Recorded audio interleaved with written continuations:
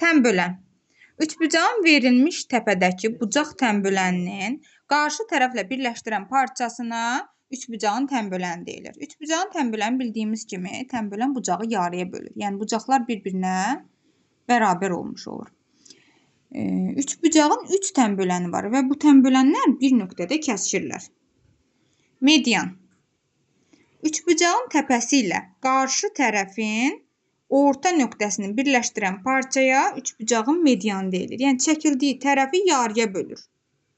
Üçbucağın 3 medianı var. Yenə bu medianlar bir nöqtədə kəsişirlər.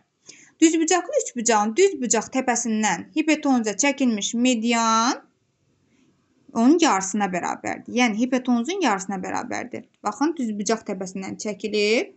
Burada median hipotenuzun yarısına bərabər. Hipotenuz da nə idi? Düzbucağın qarşısında olan tərəf. Hündürlük.